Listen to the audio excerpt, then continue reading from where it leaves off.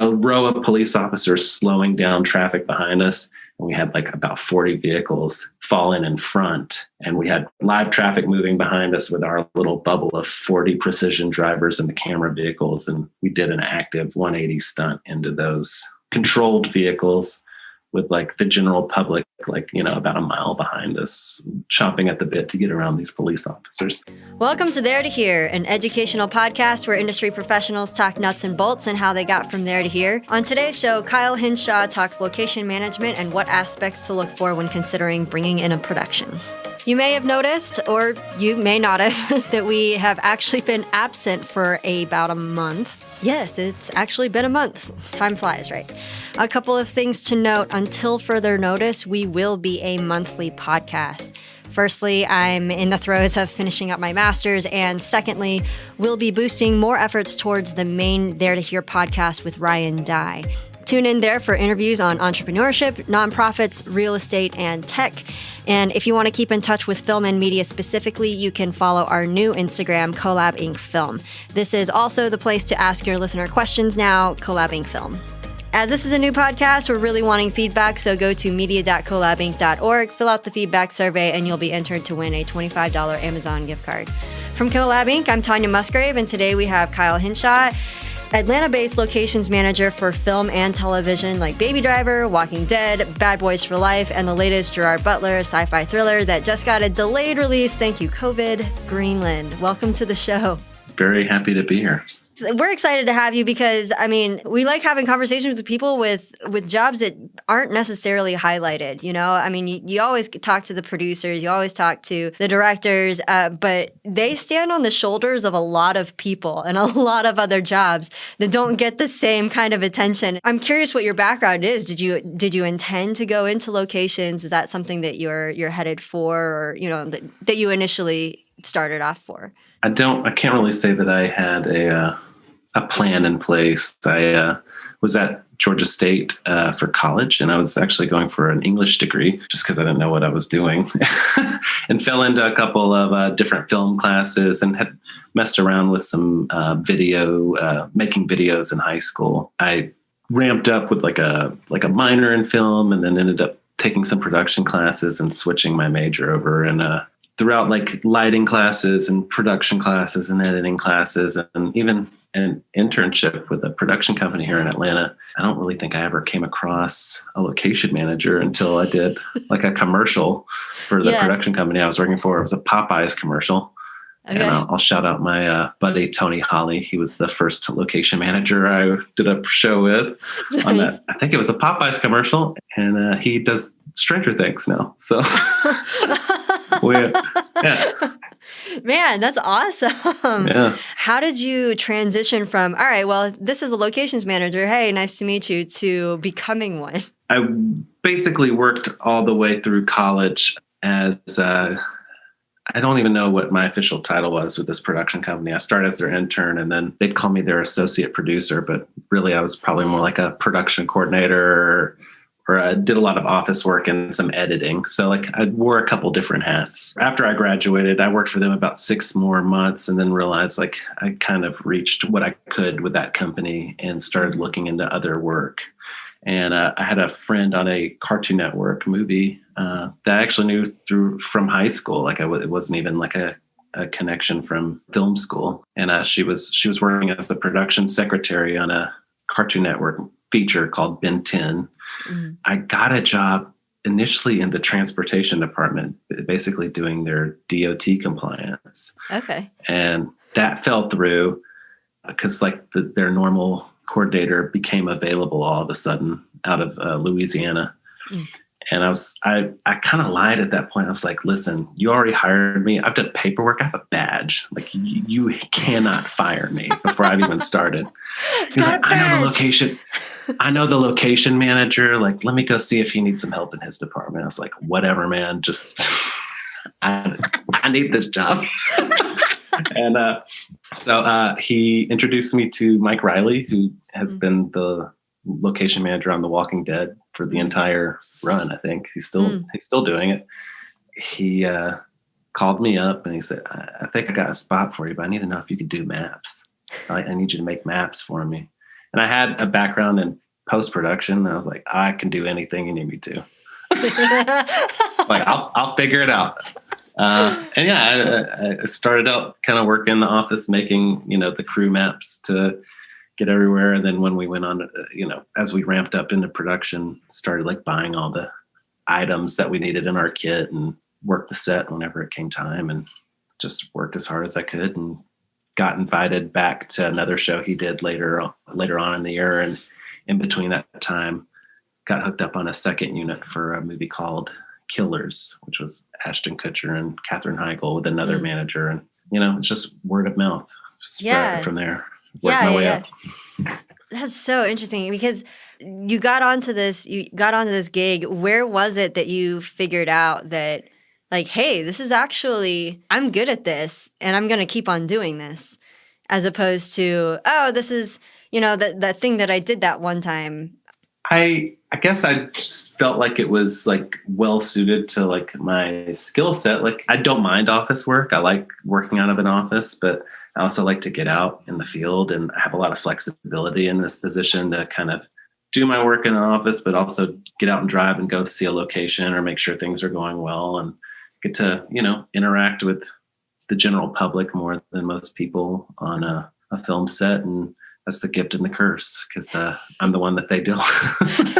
So when, it's fun setting up interesting or complicated things for the production, but I also usually have to deal with the people that are not too happy with us filming wherever we're at. And that can be a little hair raising sometimes. I just realized ultimately that I was probably well suited, somewhat masochistic as well.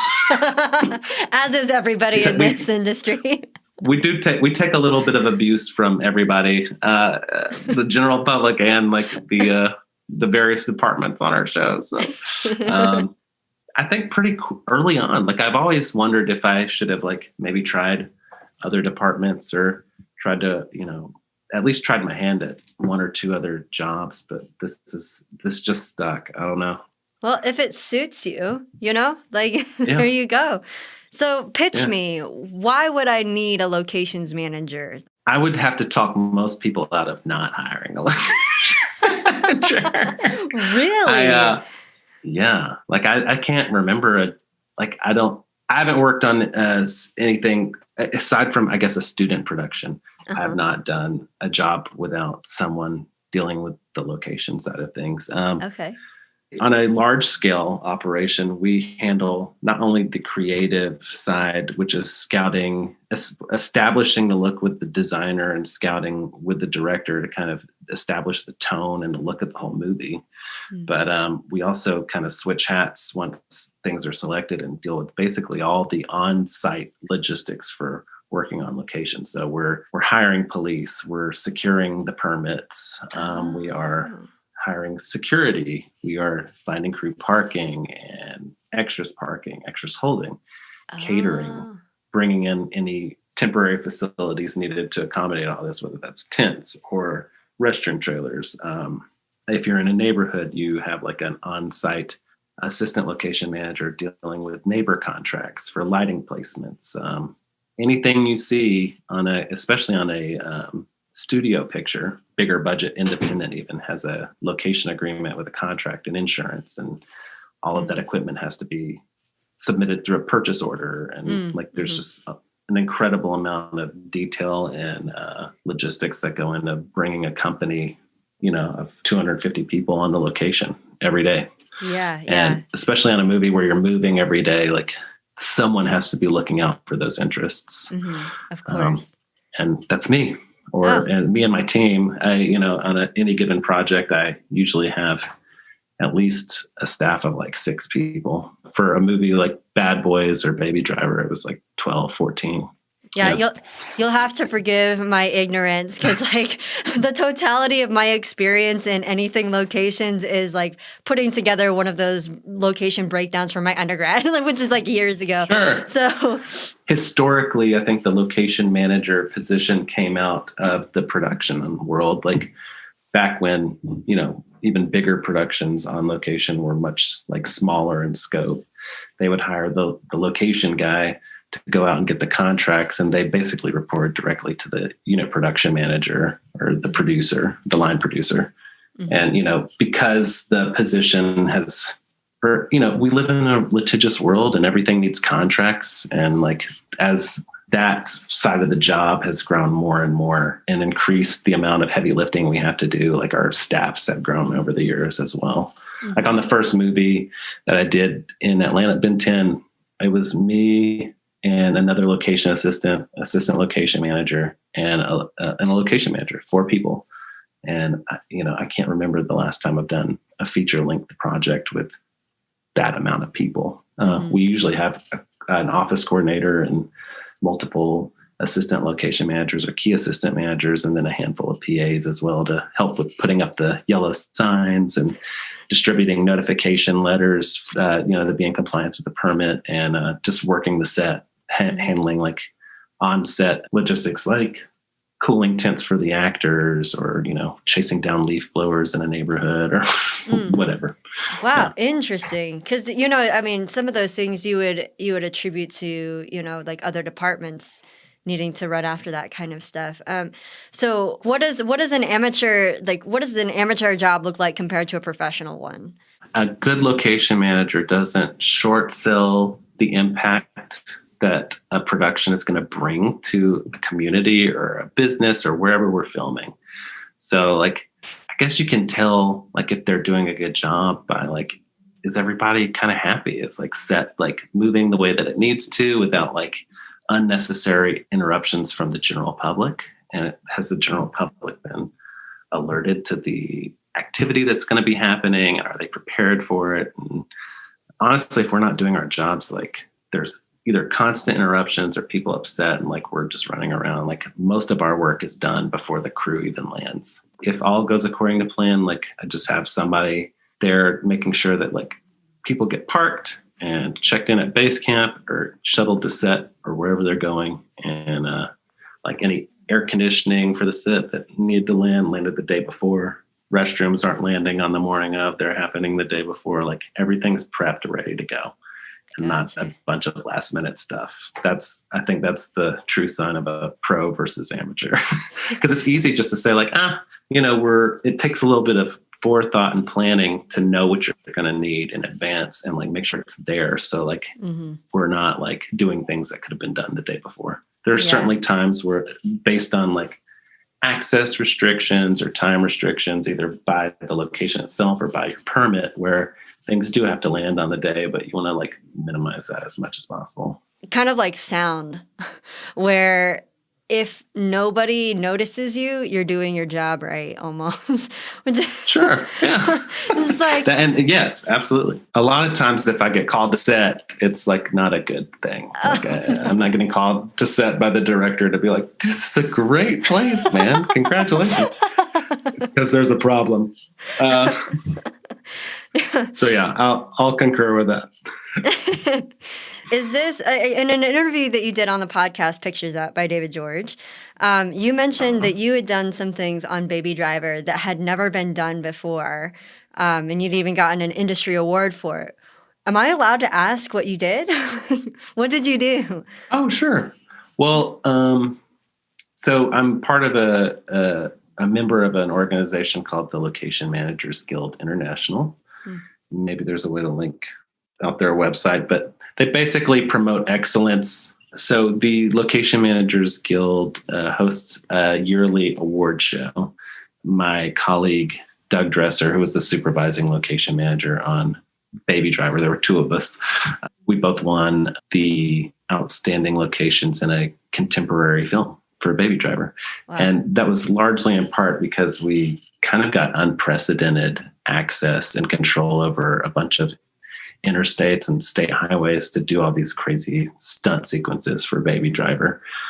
From the opening sequence, they rob the bank and he's, basically pulling off all these fantastic stunts to get out to the interstate and lose his police tail. There was, I think, 4 separate sequences on that show where we just did a lot of really cool and never before done car work. They do stuff like this in Los Angeles all the time. And that city's a little bit better set up to handle some of these requests. But my first meeting with the Georgia Department of Transportation was a bit of that's had a lot of wide-eyed stares. Basically, asking to do a 180 onto incoming traffic on Interstate 75 running through downtown Atlanta. Yeah. Oh my gosh. So I mean, how do you even begin to get that kind of clearance? I'd pulled state permits before for that kind of work. It does take quite a bit of time between the first time that I spoke to them about the project and to the point where I actually submitted the permit. Probably took about 4 months. Okay. And then it took another 2 or 3 months to get the actual approval to do it. It kind of came down to the wire on that one. It's March 12th. I'll never forget. March 12th, 2016. D-Day.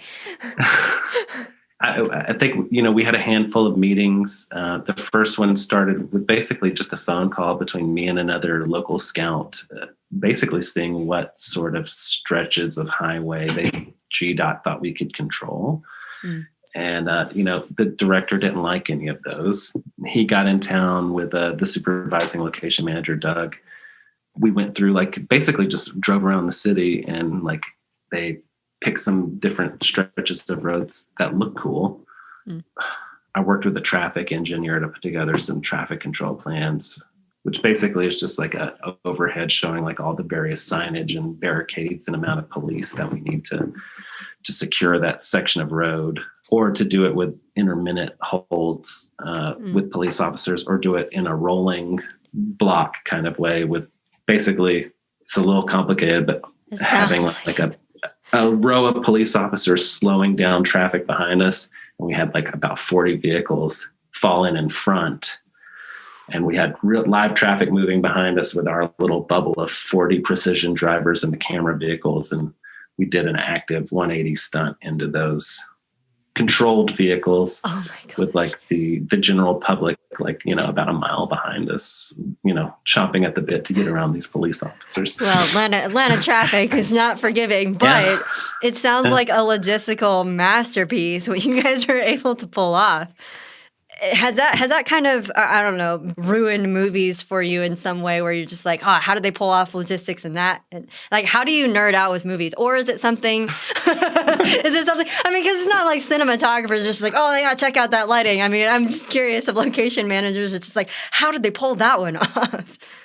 There are definitely times. I remember I actually worked with this guy, Todd Christensen. He did a movie called Sicario. Okay. And I did a project with him after he had just finished that. We did Alvin and the Chipmunks 4 together.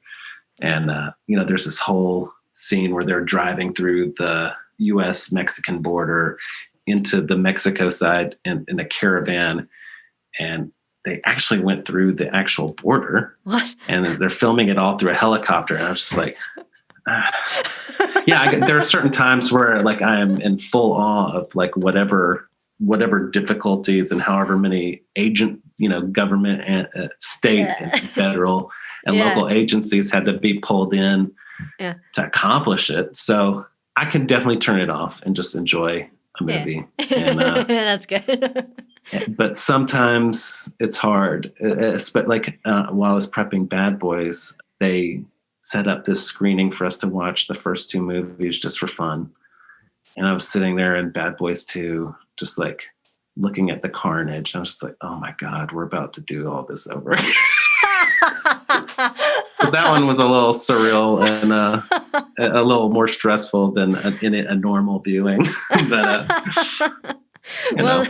they're essentially showing you your fate. It's just buckle in. Yeah. Buckle up. Totally. The one thing I had on that one is it wasn't the same. It wasn't Michael Bay. It was 2 new guys. So I was at least it's not Michael Bay. We'll get through it. We'll get through it. Oh no, I have heard nightmares. Michael, I would love to work for you if you're watching this. I can handle anything you throw my way. Well, I mean, with just the amount, the scale, the scale that he usually goes for, you're just oh my word, how in the world? Absolutely. Okay, so you have done stuff for both film and television, like you did Walking Dead. And I remember you saying in that particular podcast that the schedule is fairly lucrative. So I know that in other positions like first AD work and like agents, they're fairly specific. They do like I'm 1 hour drama for television, I am 3 camera, or I'm indie or studio feature. You seem to go between both. Is that pretty common for a locations manager, or is there like much of a differentiation in your field as well? I guess I've done television projects and feature. I think a bulk of my work has been more around feature work. It's a different grind for us. The location manager on an episodic television show, particularly like a network episodic, they're very usually an 8-day schedule, usually 4 days out on location, 4 days on stage, 5 days out on location, 3 on stage, whatever the split is. Some is way more stage heavy than location heavy. But the location manager is rarely on set because he's prepping the next episode, and our staff runs the current episode that's filming. So while, one episode is shooting with its own director and its own AD staff, the location manager for that show is with the episode 103. While what 102 is filming, episode 103 is prepping. And so they're scouting, with a new script, which they probably got like 3 days before they go into production. Mercy. And, trying to tech scout and go through everything with the director and this whole other team. And then they get it into production and immediately start prepping the next episode. So it's a grind. I like doing feature work more because, we usually have longer prep times. Like, think of the good rule of thumb is if you have like a 10-week shoot, like you at least get 10 weeks of prep. And that just, the lack of time on television sometimes dictates what you can actually accomplish. And I like the challenge of being able to like take my time or take a little bit more time to work on locations that are tougher to get, and we do have I wouldn't call it a luxury of time because like everything is always pretty frenetic, but at least, the calendar's not totally against us on a feature. Yeah. So what is your calendar looking like these days? COVID kind of threw a wrench in a lot of production, and a lot of the people that we've been talking to, it's kind of ground to a halt. But I mean, things seem to be picking up again. I don't know. Are things picking up again for you as well? It definitely, at March 13th, I was on a Netflix feature that shut down. It has since returned. I'm still, I guess, advising on that one. I have a staff over there. I joined another production for another studio, and we are in the last week of prep before we start filming this coming Monday. There's a lot of new protocols for physically distancing on set and, sanitization on set. We've had to redo a lot of the way that we do things just to accommodate some of the new realities that we're dealing with the pandemic, but including very regular COVID testing. Like I've been tested every day this week. Like, wait, the swab up the nose testing every day this week? Yeah, it goes up to like right here. Oh, okay. I'm just like not the one that tickles your brain. Not the deep brain one. No. We're working. It's different. A lot of ways it's the same.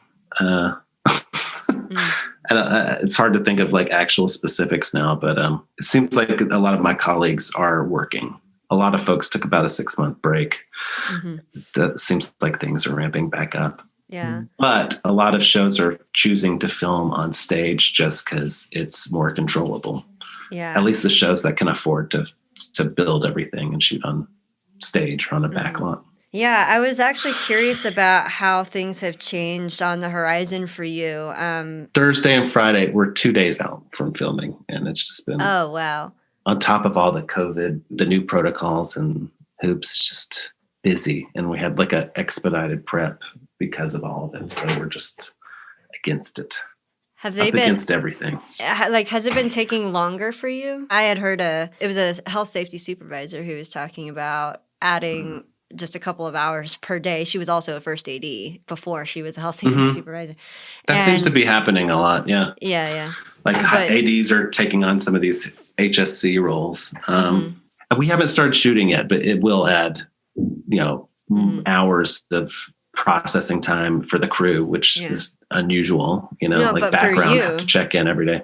There are certain people that are less responsive now because of COVID and like getting answers on like availability for things can be tough, or just getting into places to get photos to see if like we want to film there can be tough because buildings are sitting empty or whatever the reason is. Honestly, the biggest curveball is that like almost 3 weeks of my prep was eaten up by our tech scouting, which normally is just like 3 to 4 days for a feature.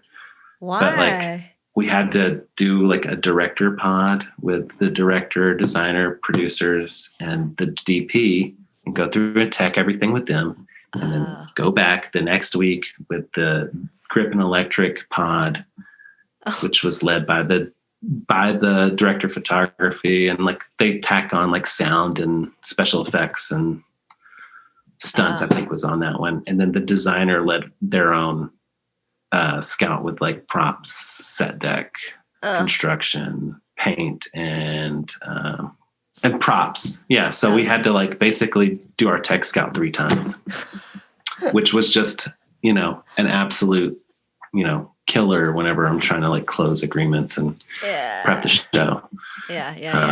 And we'd all load into a big bus and do it all in one fell swoop, and we're all self-driving.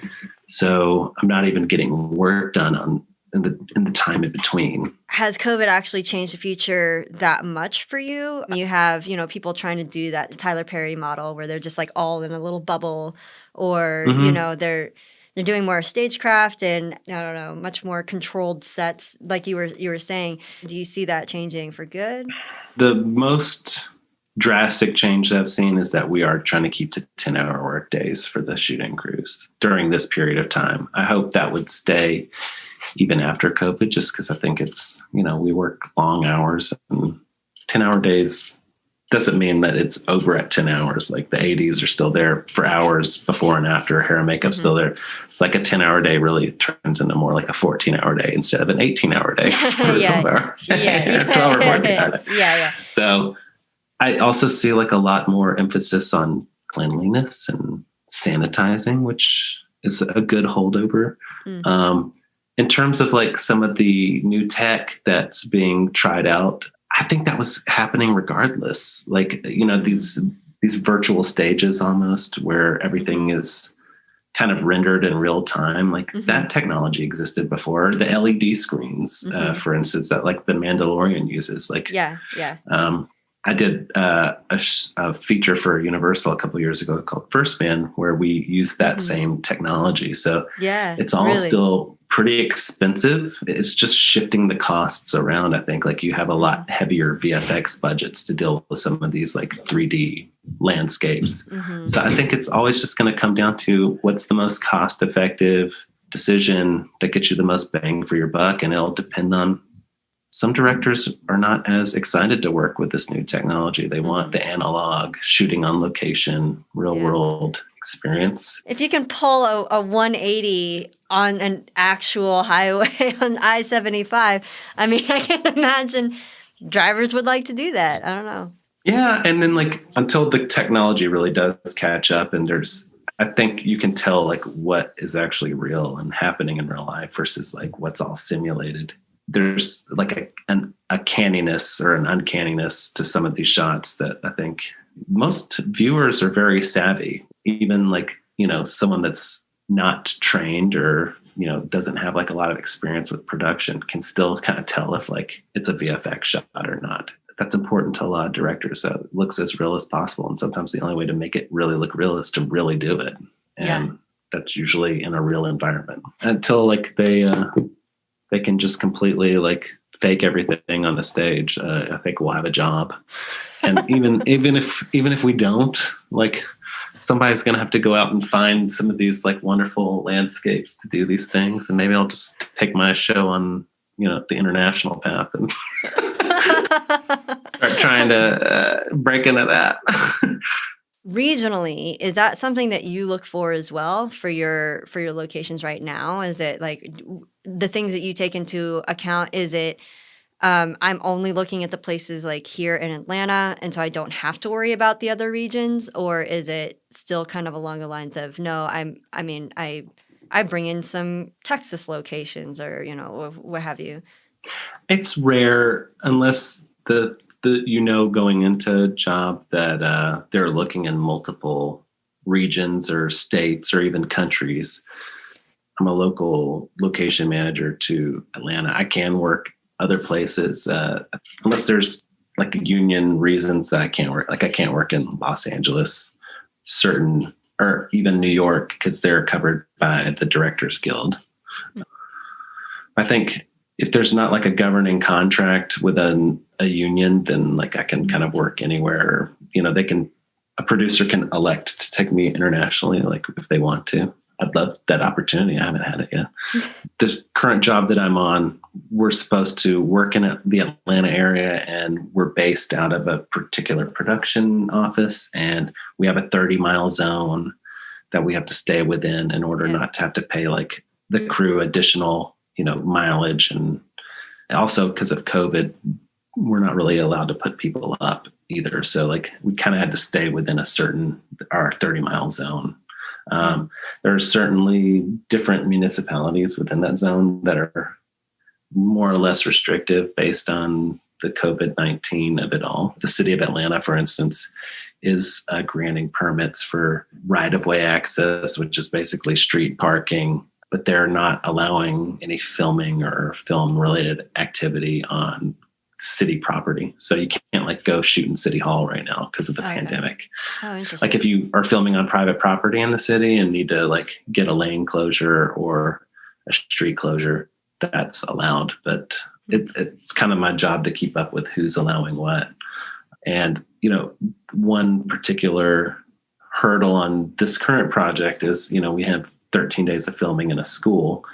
And while it'd be great that, all these empty schools right now would have let us in, it only came up with about 5 different options for the director to choose between. So, a lot of my work in the early days was working with various school districts to find out like who would actually like let us on their property. Wasn't many. Yeah. So we have some listener questions from our Insta and Facebook stories and Twitter. If you want to ask your questions to future guests, our handle on Insta is Collab Inc. Film. So there are quite a few. So we'll try to buckle up and go through. Okay. All right. So what is the difference between having pre-existing location available, like house, restaurant, store, etc., and having it production ready? That's not like a term that I use in my day-to-day. What would be the way to say it? I guess I'm just trying to interpret it. Like there are locations that we would go in and like the production designer would just say like, I would take this as is. I wouldn't change a thing. Might just want to swap out the drapes or add some blinds to that window or something.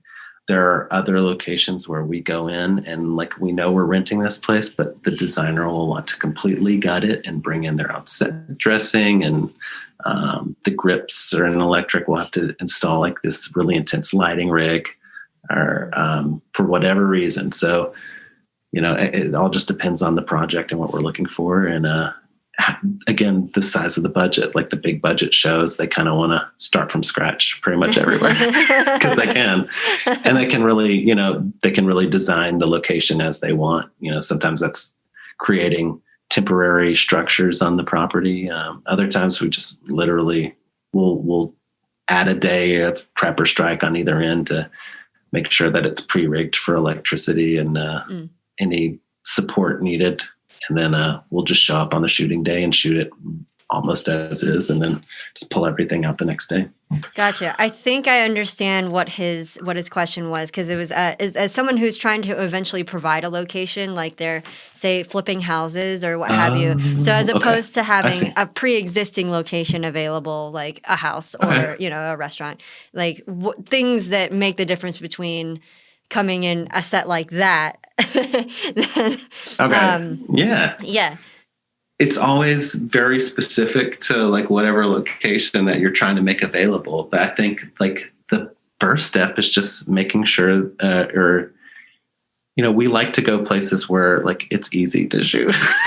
So even if that's just like you're really easy to work with as a location owner, or, you've spoken to all your neighbors and they're excited, and it's going to be a good environment to get the work done. Knowing like how much parking on site is, usually a good, if there's a parking that can be made available, or like ancillary areas around the location that can be used for logistical purposes, that's always a plus. Like, especially now with COVID, when we have to keep everything as close to set as possible, because shuttling is next to impossible, because we can only put 2 people in a van at a time, Oh, wow. Yeah. So, right now it's as hard as it's ever been to make a movie on location. I think prior to this, like, as long as you're not like in a completely inaccessible place, then there's usually ways to make anything happen. It's just, again, depends on the appetite of the production, how much money they have to spend to get it done. Yeah. So this might be the same side of the coin. What does it take to make a location viable for production? Okay. Legal access to the property. It just depending on the scope of the project, I think accessibility is the biggest thing. So like if you have like very run and gun, like low budget, really true indie, like, handful of crew members, everybody's kind of like doing their thing, I think pretty much anything is on the table. When you start talking about bringing a Marvel production into a certain place, like you're landing a circus on that particular place, and like some neighborhoods just can't accommodate it. If you can't like park semis in the neighborhood, or at least like, bigger working vehicles and like a ton of them, and like can't land 200 people on set, then it's just like access is probably the biggest. Yeah. And it's just going to depend on what kind of show is scouting you. Yeah, for some reason I was thinking more along the lines of like, like they don't have, I mean, again, because of my undergrad experience that I had, like, how many power outlets do they have? But of course, I mean, you have Ginnies and all that fun stuff that can be like brought in and added. That's Totally. But yeah, so accessibility, big thing. All right, awesome. So for indie filmmakers out there getting their start, how much should they budget for a location manager? Is it a day rate or a week rate or what? Ooh, I don't know the right way to answer this. Like I think for indie, I think like I would say like $1,500 a week is like minimum. Like that's like basically like hiring like an overqualified production assistant. You do get what you pay for. I think I've definitely gotten emails like asking if I'd be willing to work for about that amount, and I'm well beyond that, but at least for the for indie world, I'd say like 1,500 plus. No, it's good. It's good. I mean, for people like coming into the game not having any clue whatsoever. I mean, if they've never hired a locations manager before, I mean, it's a good place to start. Like you don't want to for an indie project. Like I don't know, like like most indie shows like don't have one. You're right. So like going into a house or something like that, maybe not. If you're doing a lot of driving work and have like a ton of permitting, or or even like working on like property that like multiple government agencies control. Like on Baby Driver, I think I pulled not only a state but a federal location agreement and also a city permit just to film on one parking lot, just because we were surrounded by federal buildings and a state route, and we were on city property as well, which is city right away. So is that something that, I mean, people who want to, I guess, explore more about being a location manager, I mean, are those like already existing agreements that are out there that the governments and the federal, like that they are used to working with? Or is that something that you've had personal lawyers draw up or something? Or for a studio feature, even for independent shows, like usually the studio or the producing entity will provide like legal counsel for us, and they usually have boilerplate agreements for various types of it. Like we have a hero filming location agreement, non-filmed location agreement, catering agreements, parking agreements, business interruption, releases. And then we're in a market that's particularly savvy to filming. So as time progresses, like most places have an in-house filming agreement now. The feds definitely do. And that's usually a harder agreement to get through because they don't make a lot of changes. And, the studios or production companies usually ask for all these changes to make it a little less a little more forgiving to them. Yeah. The feds don't really negotiate that much. I don't imagine. I'm not a lawyer. Like I do a lot of contract work, but it's under the advisement of an attorney or paralegal. And I'm usually just facilitating the back and forth between our legal and theirs. Next question is, what does it take to make big productions aware of a location? Like if they have like a really cool house or like a really cool school or something, like, hey, I want this to be in a film. Honestly, word of mouth is great. Like if you have general photos of your location, you can get them to Location Scout if you know one, or sometimes the state or city that you live in has resources. I know the state of Georgia maintains they maintain a photo database for producers. They give the state like a location list, and they'll pull from all their files and just send like a package to them. And I'll sometimes be the one requesting that just to have something to show folks, like the director or the production designer, and like get some feedback to then relay some of their feedback to my scouts who go out and find things on their own as well. Sometimes you'll just get cold scouted. If you ever get a letter in your mailbox asking if someone can come photograph your house, that's because a scout saw your place and thought it worked for the script and wants to get some more detailed photos. There's also paid location services, and they usually cater towards more like commercial work, things where producers are coming in not familiar with the lay of the land, and they're basically like an agent to location owners. I tend to not work with them as much unless I have to, just because like it's an additional entity to deal with and then pay. But some locations in savvier markets are repped by location reps, so or representatives, and you have to deal with them. But those representatives have location services that basically do, I guess, what we do. But they're just, it's more of a boutique service, I guess. And they're not like on the crew, like we're hired by the production company. They're like a vendor almost. Oh, okay. Yeah. What are the commonly overlooked essentials a location needs to facilitate a production? I don't know if they're commonly overlooked, but parking's a great thing to have. Running water in facilities is great. In-house electricity. All right, next to last question. Do you have plans to move further up the producing ladder, or are you happy in locations? I am happy in locations. There's definitely a path up from here, that usually through like production supervising, and that basically would just, if I work with a line producer that wants to give me a shot and move me into the production supervisor role, that's a possibility. And usually the production supervisor transitions at some point in their career into a union position with the DGA, which is the unit production manager, which sometimes is the line producer, or sometimes it's just the unit production manager on its own. They're not wearing multiple hats.